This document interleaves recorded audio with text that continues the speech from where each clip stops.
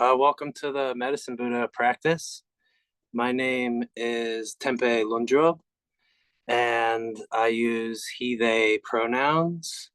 And I am currently located on the ancestral lands of the Squaxin Island people in Washington State. I am not a Buddhist teacher in this facility. I'm just a member of the community who has volunteered to lead the practice today while Lama Rod is in retreat over in the UK for a little while. And he will be back very soon. If anybody is new to the practice, please introduce yourselves in the chat. And welcome. Thank you all for being here so much. Yeah, today is the 5th of May, and it's a very meaningful day for me because 7 years ago on May 5th, I had my last drink of alcohol after spending the majority of my life using substances. So 8 years ago, I stopped using narcotics, and 7 years ago, I was able to get sober, completely sober. What introduced me to practicing Buddha Dharma was actually my personal experiences in recovery circles. And last time I was able to facilitate this meeting, I mentioned a little bit about the similarities between some of the foundational aspects of recovery and Buddha Dharma and how they overlap.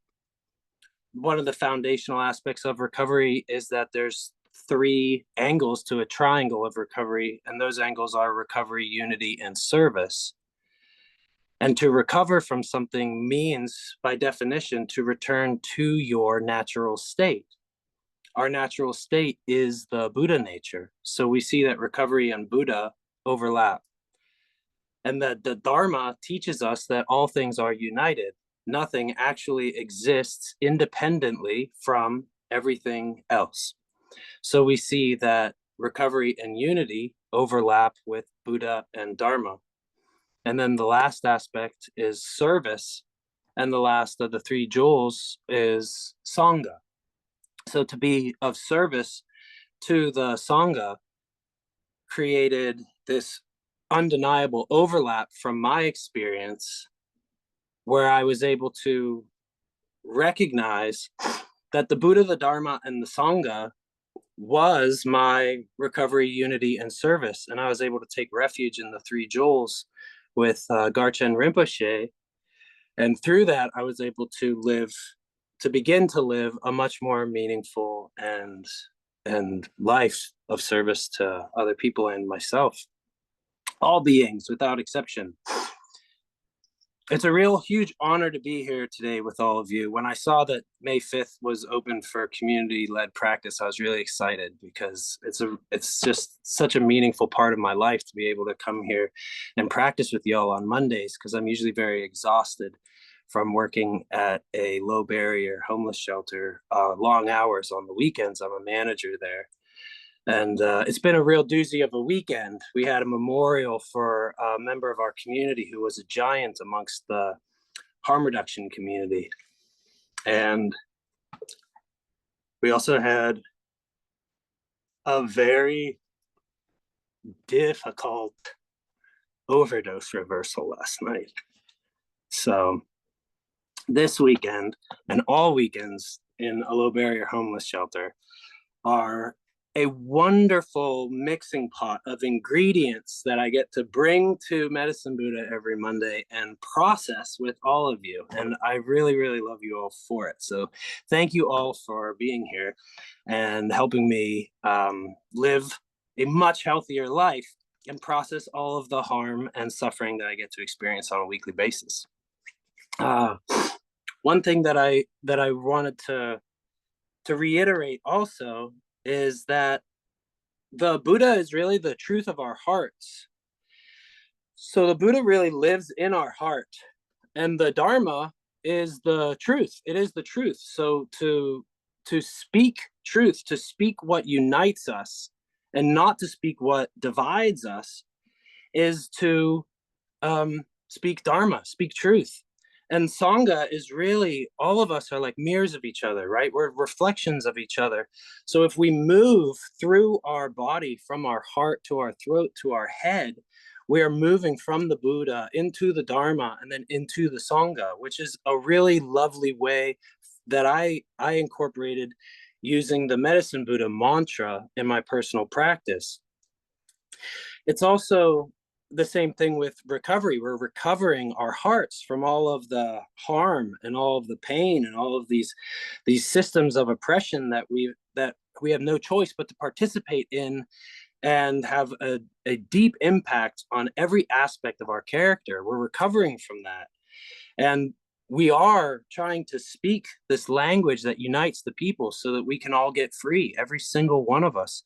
And if we can get our head clear, we really are of service, especially when there's so much turmoil and suffering and political instability and just harm in our personal lives. One of the best ways that we can actually be of service is to remain somewhat grounded and clear, and not add to any more of the destabilization and add to any more of the finger pointing and the neurosis and afflictions that people like to pass around, which I find contagious.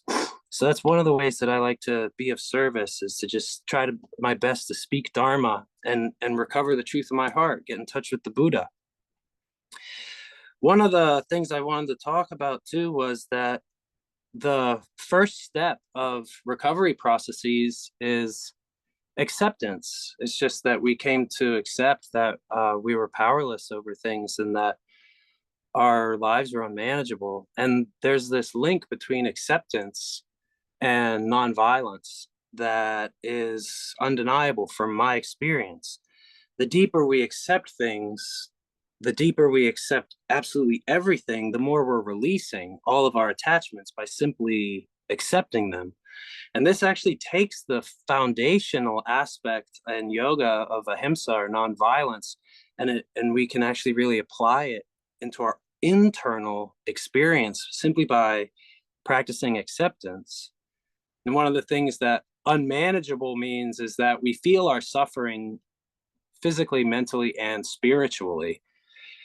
And for me, physically, mentally, and spiritual suffering is no different than attachment, aversion, and ignorance. Our physical suffering is our attachments, our clinging.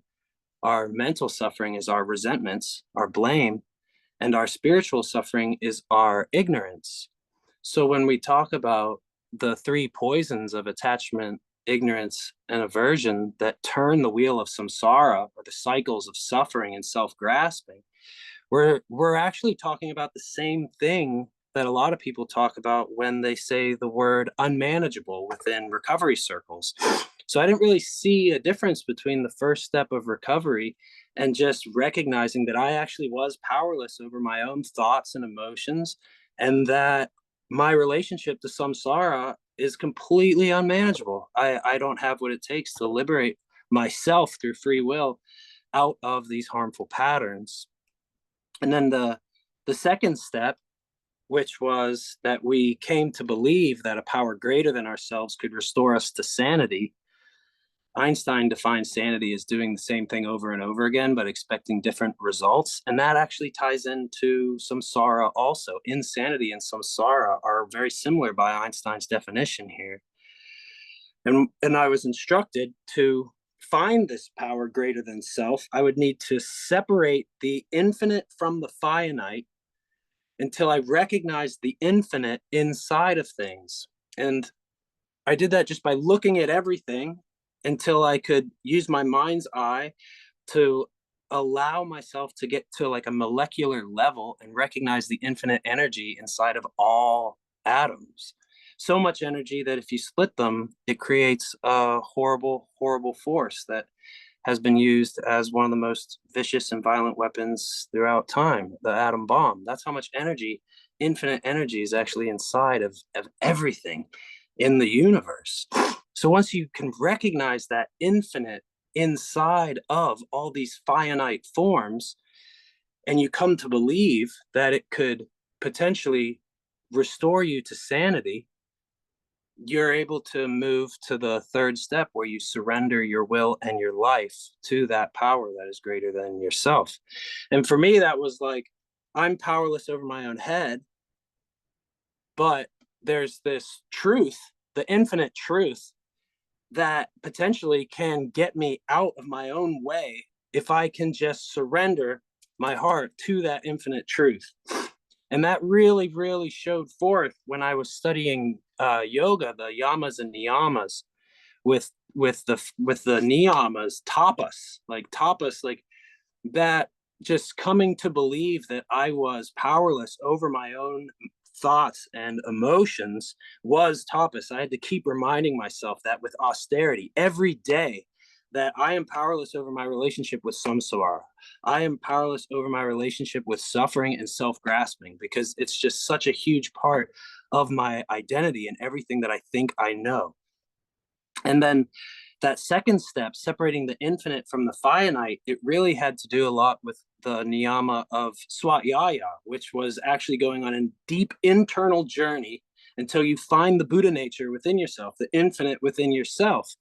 And then the very last of the niyamas is Ishvara Pranayama, which means surrender to Ishvara, because that is the last one, is surrender. And there was no difference. I didn't see any difference between tapas, svatyaya, Ishvara Pranayama, and the first, second, and third step. And I also didn't see any difference between that and the first turning of the Dharma wheel, the second turning of the Dharma wheel, and the third turning of the Dharma wheel. So when I admitted that I was powerless over my relationship with self and thoughts and emotions, that was the truth of suffering. That was it. That is the truth of suffering. I am powerless over my relationship with self-grasping. It didn't have a difference for me. And then the second turning of the Dharma wheel, the truth of impermanence or emptiness, is that when we look at what is impermanent and we allow it to die and decompose, eventually we will be left with this recognition of what is infinite. And that was the truth of impermanence, the truth of emptiness that Shakyamuni Buddha taught on Vulture Flock Mountain while they were meditating and doing these agori practices with corpses and the funeral fires of Varanasi and the charnel grounds. And it all was these yogic meditative practices to recognize the infinite through observing death and impermanence. So there's no difference between the second step, the Dharma, and the truth of impermanence. And also the third turning of the Dharma wheel, the truth of samadhi, that comes just from release, from acceptance, from surrender to everything, because we've always been a part of everything. We've never been disconnected from it. We could never be disconnected from it. If we were disconnected from it, we would not exist. So this liberation is actually our natural state that we've always been in. We've just seduced ourselves into embracing the unmanageability of attachment, aversion, and ignorance. And I had this experience through my early recovery journey. And I also noticed like other things too that really can tie it together, that the first turning of the Dharma wheel, we all suffer. I'm powerless and unmanageable. That has a lot of overlap with Judaism. We don't have a homeland. We're just going to wander forever. And the way that we suffer is actually a way that we show our devotion to the infinite, right? So the first turning of the Dharma wheel and the first step was actually overlapping with Judaism. And then the second turning of the Dharma wheel and the second of the pranayamas, or the niyamas, and the Dharma overlapped with Christianity, that there was a power greater than self that could restore me to sanity, that there was this infinite force that could restore me to sanity. It was a savior. So I had this understanding that just like the infinite could save me, so could Jesus save so many people. And the third, surrender, I mean, that's what Islam means. It means to surrender to Allah, to surrender to God. So there was all this overlap between the three turnings of the Dharma wheel, the first three steps, and these Abrahamic religions, but there's also this overlap that they all kind of correspond with the aversions themselves. That the Buddha is the opposite of ignorance. It's the opposite of ignorance, and that the Dharma is the opposite of attachment. It's the opposite of being attached to our bodily identity and attached to all of these impermanent forms that house the infinite within them, and that the Sangha was actually reflective of aversion. Everything that I resent, everything that I'm mad at, mostly for most of my life, I've been pointing at other people for. So the reflections have always been actually a means for me to process my resentments. And the Dharma has always been a way for me to process my attachments. And the Buddha has always been a way for me to process my ignorance.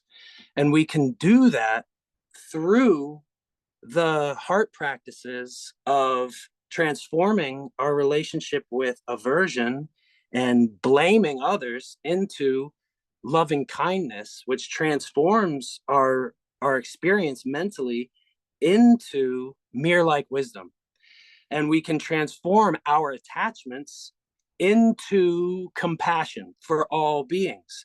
For me, it's really easy to explain this from being a drug addict. If I see another person suffering from cravings, I automatically have compassion for that person because I know what that feels like. If I see somebody come into a recovery room for the first time, shaking or sweaty, I don't judge that person. I am that person. And actually, my experience with attachment and with craving is like a bottomless fountain that it provides me with limitless compassion for all beings just because of my insane relationship with craving and attachment that I've wrestled with my whole life. And then with forgiveness, if we are able to forgive ourselves and forgive others, our relationship with ignorance has the opportunity to transform into recognition of the infinite within all beings, ourselves included. And if we can maintain that recognition of the infinite within ourselves and all beings without exception, we are no longer experiencing the neurosis of ignorance. So we have nothing to be attached to, and without attachments, we don't have anything to be adverse to. So just through this recognition of the infinite within all beings, we are able to walk out of samsara, walk out of self-grasping, and we are able to actually get into a state that some people refer to as nirvana. If we spend too much time there, we will fall into the trap of blissful ignorance. So what we can do is we can just recharge ourselves and then come back into samsara, which is part of the bodhisattva vow, and we can actually be of service with compassion and recognition and forgiveness and loving kindness and mere like wisdom and all of this in our tool basket. And we're able to really show up for ourselves and show up for each other. And that's a blueprint and like a cliff note of how the ways that the mantra actually works. So while we're doing the mantra, if we move the mantra through our body from the syllables Beikanze in our head, and then Beikanze in our throat, and then Beikanze in our heart, Maha Beikanze in our heart, we're actually moving through this process. And as we move through this process, if we are just practicing acceptance of whatever we're experiencing as we are moving it, we are releasing that. And as we're releasing those obstructions, our relationship to aversion, attachment, and ignorance gets released, and it is allowed to grow and mature into these heart practices of loving kindness, compassion, and forgiveness, which will result in us experiencing the wisdoms of mere like wisdom, discernment, and non-dualistic recognition where we used to have ignorance. And this is the medicine. This is turning our relationship with suffering, turning our neurosis and our afflictions into the heart practices, resulting in the wisdom. That is the medicine. This is the nectar of our relationship with suffering. We are transforming our lead, our suffering, and our neurosis into gold, which is wisdom through love, by simply letting it go, accepting it, releasing it through nonviolence and non-dualistic recognition. It's a really beautiful practice, and it has drastically improved my life. And I will probably never go back to drugs or alcohol as long as I'm able to stay in recognition of the three jewels, the Buddha, the Dharma, and the Sangha, which this practice really hits and removes the obstructions through the three syllables.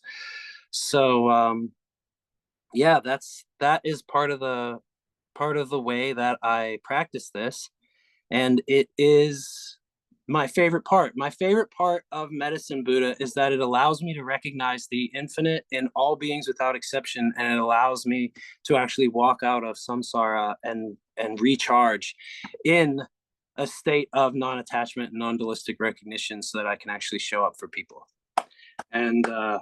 And that's really it.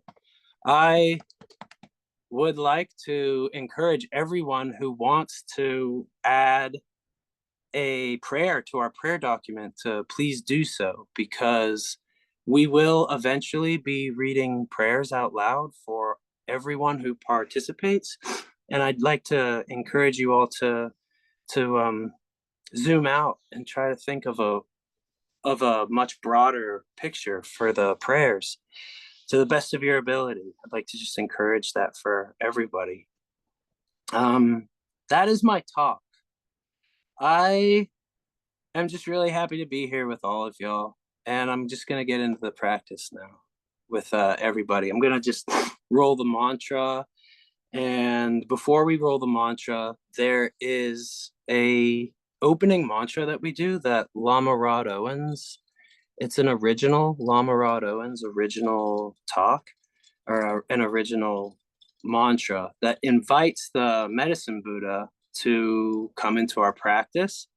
And it also unites us with the many, many lineages of medicine Buddha, which are rich and numberless. Absolutely every single non-dual and tantric lineage in the world has a version of this practice, and each one of them have a story that goes with this practice. So the lore around it is incredibly rich, and it's just a really lovely thing. I'd like to encourage all of you to research it to the best of your abilities. And with that, let's just recite this mantra here that was written by Lama Rod.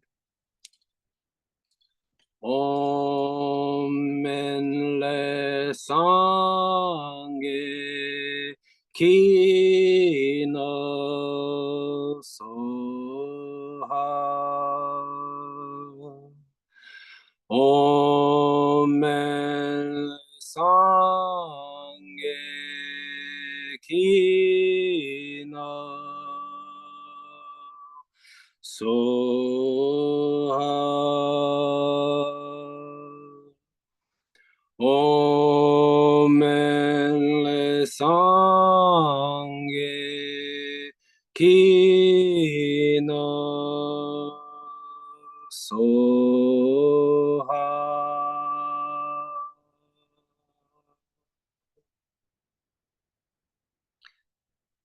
And with that, we're going to get into the main practice, which is the root mantra of the medicine Buddha practice in Tibetan. And that is pronounced Teata Om Be Kenze, Maha Be Kenze, Rata Sumugate Soha.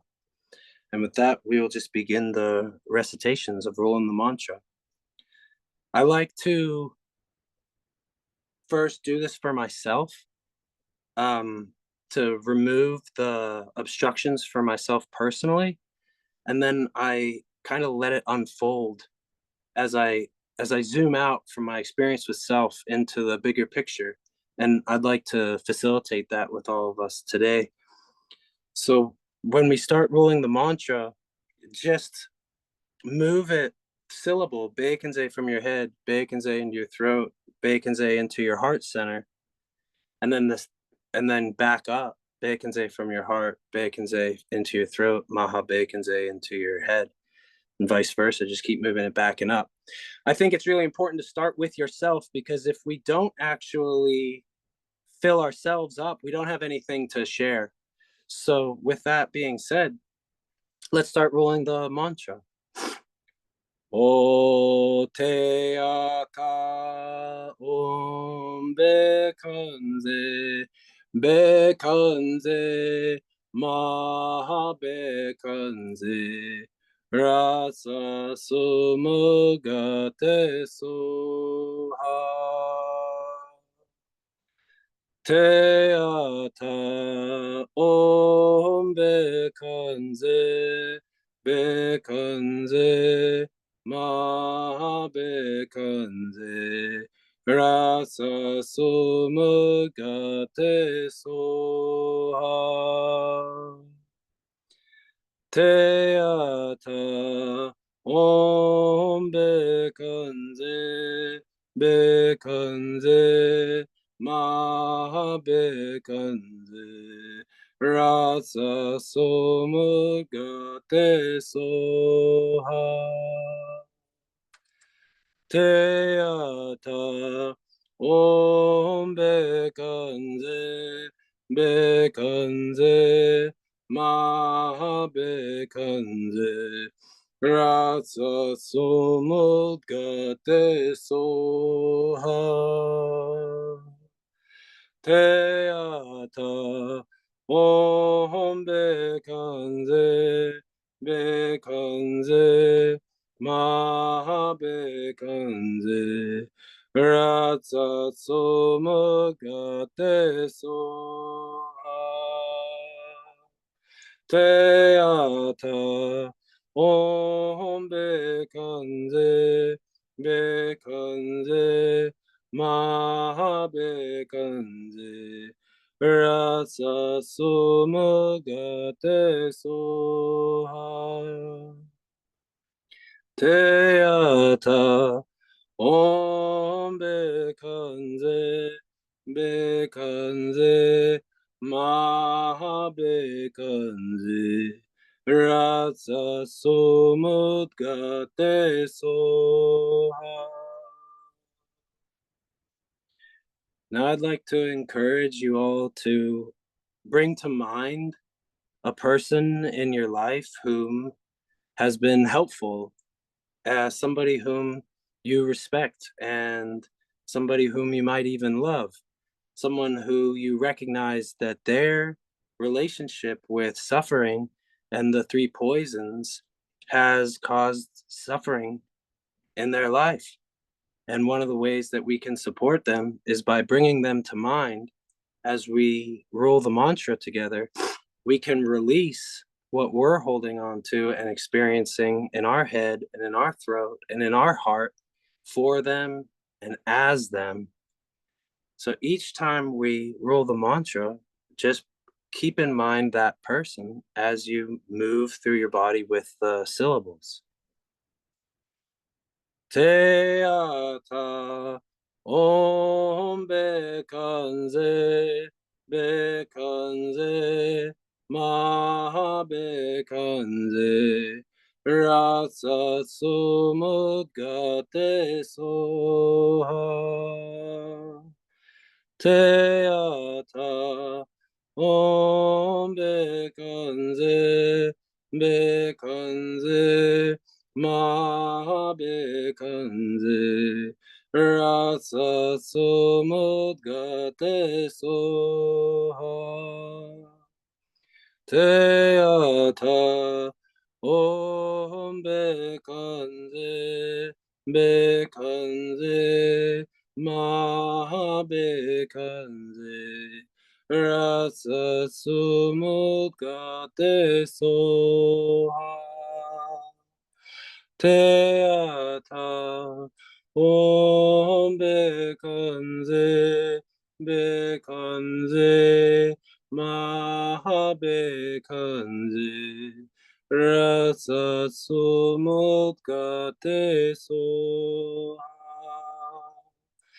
Teata Om Bekanze Bekanze Mahabekanze Ratsa Sumut Gate Soha.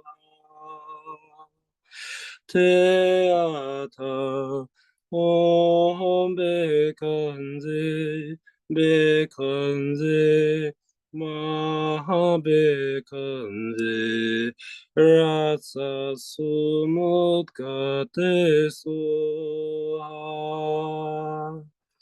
Teata Om Bekanze Bekanze Mahabekanze Rasa Sumut Gate Soha.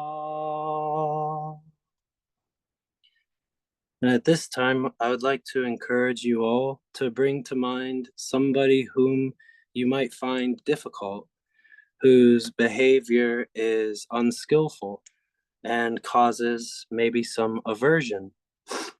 Maybe not the most difficult person in your life, but somebody whom might be irritating or bothering you.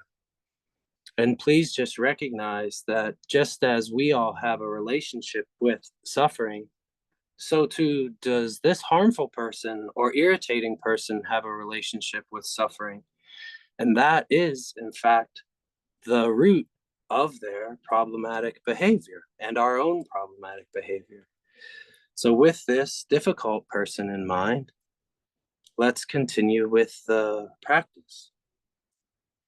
Teata Om Bekanze Bekanze Maha Bekanze Ratsa Sumugate Soha.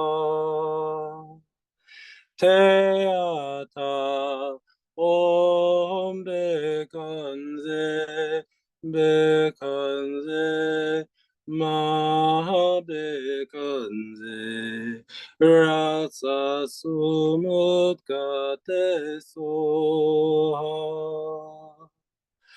Teata Om Bekanze Bekanze Mahabekanze Rasa Sumut Gate Soha.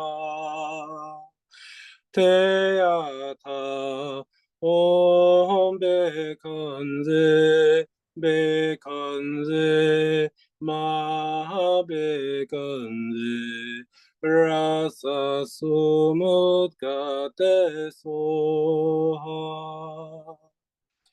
Teata Om Bekanze Bekanze Mahabekanze Ratsa Sumut Gate Soha. Teata Om Bekanze Bekanze Mahabekanze Ratsa Sumut Gate Soha. And at this time, I'd like to encourage us all to zoom out from an individual experience and think about all of the people in the area that you live, the county, the city, the neighborhood, the whole entire state, wherever you may be.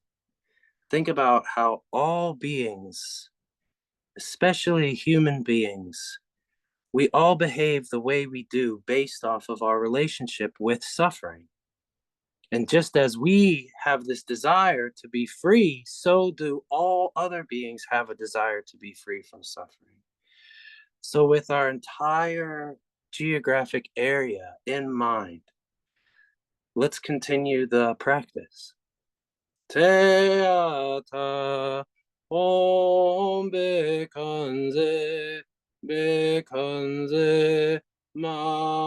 bekanze rasa sumut gate soha teata om bekanze ma bekanze rasa sumut gate soha teata om bekanze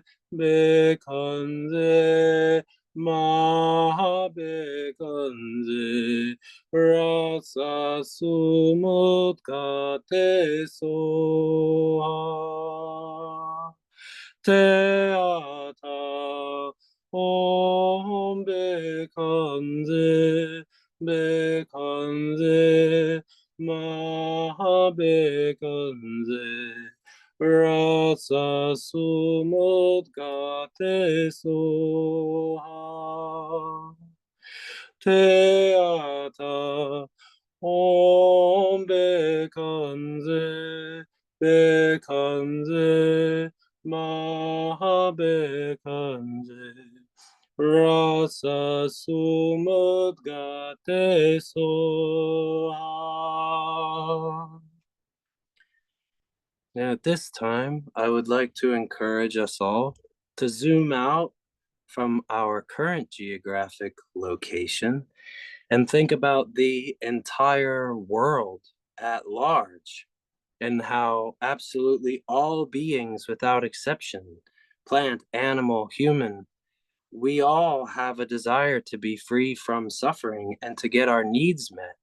And just as we have a relationship with suffering, so do all other beings. So let us include the entire planet in our practice. Teata om bekanze maha bekanze rasa sumut gate soha teata om bekanze maha bekanze rasa sumut gate soha teata om bekanze maha bekanze rasa sumut gate soha teata om bekanze maha bekanze rasa sumut gate soha teata om bekanze maha bekanze rasa sumut gate soha. And at this time, I'd like to encourage us all to zoom out from the Earth and bring to mind the entire galaxy and maybe even the entire universe to the best of your ability. All planetary bodies, stars, the entire universe. And just recognize that just as we are inside of the universe, the entire universe is also inside of us. As we are a single drop of water in the ocean, we are also the entire ocean within a single drop of water. And while bringing to mind the entire universe and embodying it to the best of our ability, we will continue with the practice. Teata om bekanze maha bekanze rasa sumut gate soha Teata Om Bekanze Bekanze Ma Bekanze Rasa Sumudgate Soha Teata Om Bekanze Bekanze Ma Bekanze Rasa Sumut Gate Soha Teata Om Bekanze Bekanze Ma Bekanze Rasa Sumut Gate Soha Teata Om Bekanze Bekanze Mahabekanze Rasa Sumut Gate Soha Teata Om Bekanze Bekanze Mahabekanze Rasa Sumut Gate Soha. And at this time, I would like to encourage you all to just take whatever hand you feel most comfortable with and touch the ground or the seat that you're in. Just really feel the earth and the floor and bring yourself back into the body to the best of your ability. Because I believe that the Buddha attained enlightenment after touching the earth because he actually came back from these massive experiences into his body, got grounded, and was able to communicate with the people about what he had experienced or what they had experienced.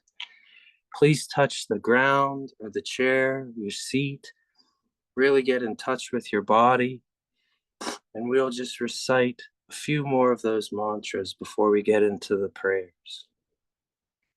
Teata Om Bekanze Bekanze Maha Bekanze Ratsa Sumut Gate Soha Teata Om Bekanze Bekanze Maha Bekanze Rasa Sumut Gate Soha Teata Om Bekanze Bekanze Maha Bekanze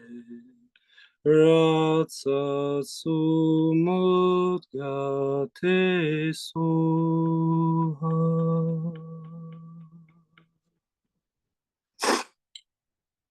All right. That concludes the first portion of our practice. And I'd like to thank everybody for participating in it. We're going to get into this prayer document and read these prayers out loud. So if anybody has anything that they would like to add, just scroll down to the bottom and please type it up to the best of your ability.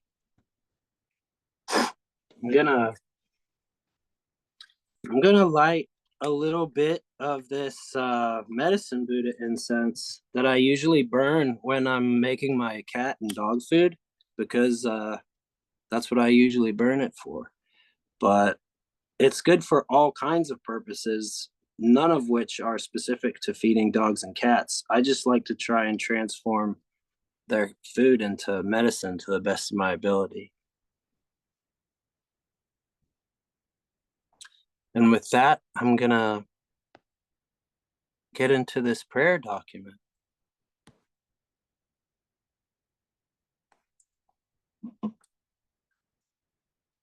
Prayers that I am and continue to become the very best mother I can be for R and myself. For the healing of my ancestry and lineages, for all the dear lives under my care, and that I do right by us all. For the dear people of Gaza, to have strength and courage and solace. For world leaders to end these genocides now. Prayers of gratitude and protection for Lama Rod and all the teachers, including FRM. Prayers for the well-being of all, and that I may recognize my true nature and be of benefit to all beings. Prayers that I can continue to benefit all sentient beings, even when it gets emotionally and psychologically taxing. May little Saul heal, and may all beings evolve. Prayers for all beings who are oppressed and struggling to get free of abusive relationships. Prayers for my father who passed last weekend, and for my mother as we grieve this immense loss. Prayers for Elle, who also passed last week. Prayers for M and her family in Gaza, for their safety and well-being. Prayers for myself. May I heal, and may my physical and mental symptoms ease. Prayers for my mom, for her health and healing. Prayers for protection for myself, my family, and my loved ones. May any harmful energies being sent our way be gently redirected back home or wherever they may do the least harm, away from us. Prayers that I can navigate my reconciliation with my estranged mother with wisdom and compassion for her, my father, and myself. Prayers for clarity and peace for myself, my family, and all beings without exception. Prayers for my sister N, that she may be released from all negativity. Prayers for myself as I navigate bodily changes and medical needs. Prayers for my sisters, that they may be whole and free. Prayers for all beings to be whole and free. Prayers for E, that she may experience perfect health of mind, body, and spirit, and that her upcoming biopsy be completely clear. May she be protected and be granted full healing and recovery. Prayers that the medicine of remembering our togetherness heals us swiftly and completely. Prayers for the great Mother Earth and the deepest gratitude for every atom that we all are. Prayers that all beings are well, loved, at ease, and completely liberated. Prayers for my heart and my life to be the medicine. Prayers for JB, AZ, as they continue to navigate new paths and ways of being. Prayers for discernment and trust. Prayers as I fight for the focus of my mind, while the planet's colonial forces seek to take it from me. Prayers for all beings in this struggle. Prayers to my beautiful mother, who also struggles with focus in her journey with Alzheimer's. Prayers to my brother. Prayers to all beloved beings living in Gaza and those who seek to protect them. Prayers for Lama Rod, for protection and ease. I pray with this community for health, for liberation of all beings, and for willingness to apply the medicine in my extremely complex life. Prayers for my brother Patrick and his healing from cancer. Prayers for peace and wisdom as I navigate my relationships. Prayers all of us who are caring for M in this difficult time can be blessed with knowledge, wisdom, support, and how to help us all heal and grow as a family so the burden can be lifted off this child. Prayers for all beings who are suffering now. May all beings be free from persecution. Prayers for this community, for Tempe's continued health and recovery. Prayers for my upcoming move. May it be smooth and easy. May I be well positioned and grounded enough to do my work to help heal the world. Prayers and gratitude to Medicine Buddha for all the support, healing, generosity he selflessly shares. Prayers and deep bows to all of my guides, to the nature beings and plant medicines who support me and come to help me when I call out in pain and need. Thank you for healing me and for, perhaps more important, helping to empower me to heal myself. Prayers for myself to clear boundaries and limits, trust in myself and all the resources I need to grieve and rest. Prayers for M, prayers for my mom, prayers for my family and for my dad, and resourced ancestors to visit each of them and pierce their hearts with compassion and tenderness. Prayers for M and P for long, healthy lives. Prayers for A and her family as they come together. Prayers for the Filipino community in Vancouver. Prayers for H. Prayers for all people experiencing abuse, that we may recognize our inherent strength and expression to move and transform harms into medicine and care. Prayers for myself, my aversions wane and my attention awareness rest easefully with the medicine I am here to share, that what is needed will arrive and align. Prayers for B in surgery on Wednesday. May it be smooth and effective and quick, full recovery. Prayers to Honey, canine companion. Prayers for A, that she may metabolize her anger. Prayers for myself, that I can get employment and become financially independent again. Prayers for Gazans, that they know safety and freedom. Prayers for Sister Sarada and her work. Prayers for clarity and a path forward on my vocation. Prayers I find an appropriate, good paying job soon. Prayers for Billy, who suffers from Alzheimer's and an aging body. Prayers for Jerry, who looks after her so steadfastly. Prayers for everyone preparing for surgery next week. May they be completely protected and heal completely. Prayers for life transitions.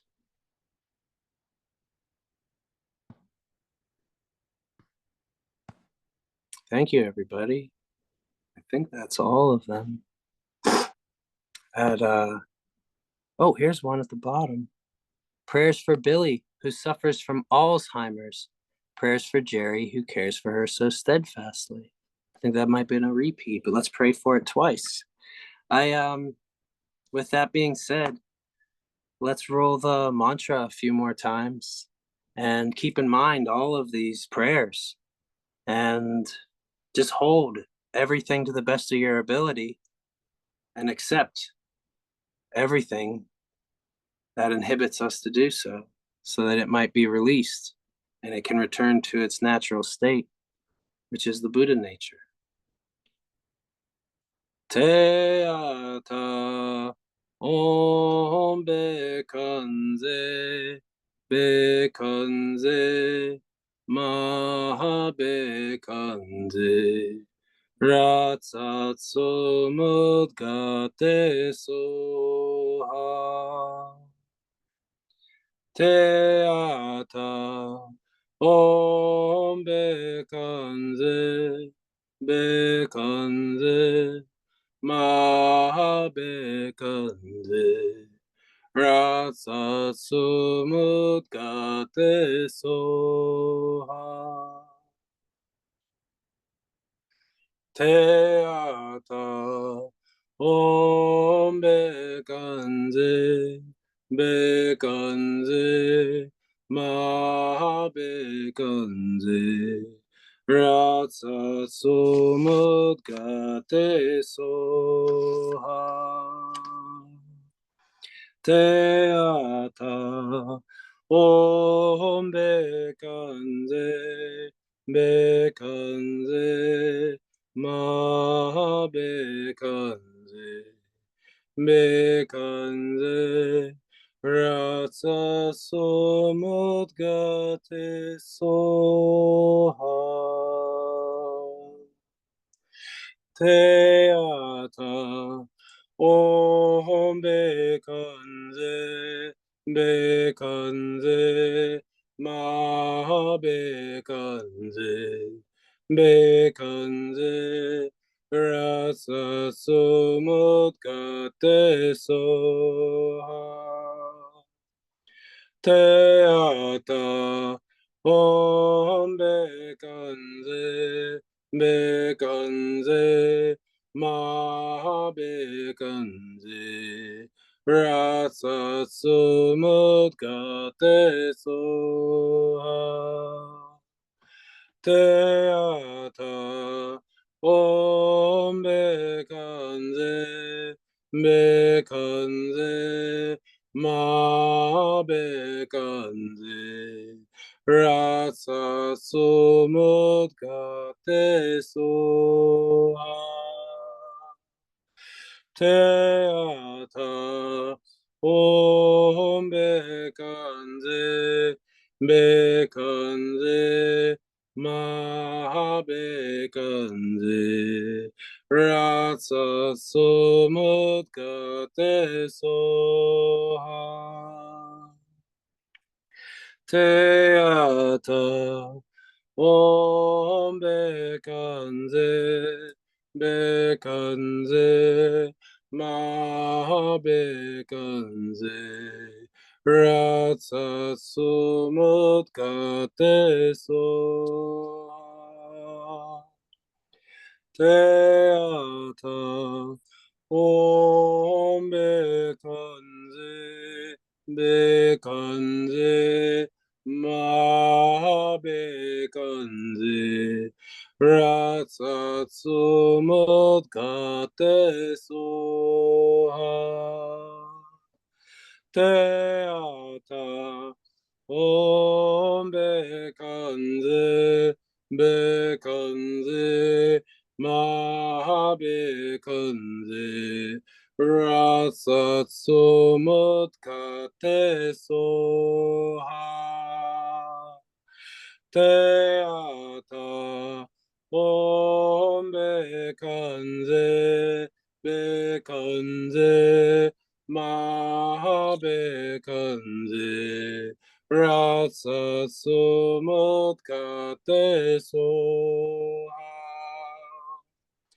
테아타 옴 백간세 백간세 마 백간세 라사 소못 가테 소하 테아타 옴 백간세 백간세 마 백간세 라사 소못 가테 소하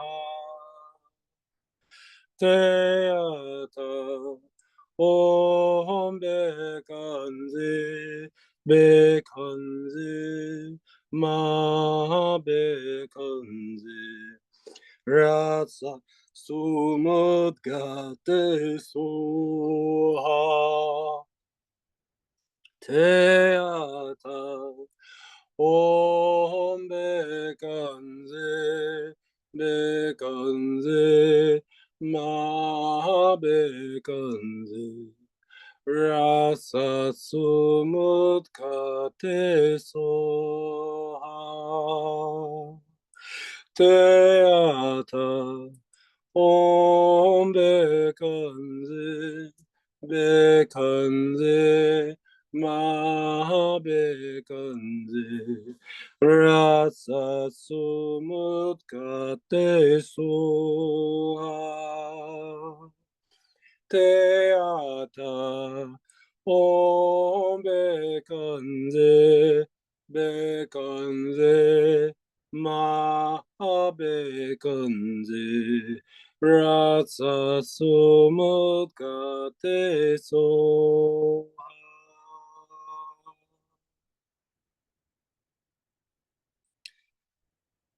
Alrighty, everybody. I believe that concludes the medicine Buddha practice. And I just want to say again, thank you all so much for being here and being a part of this weekly practice.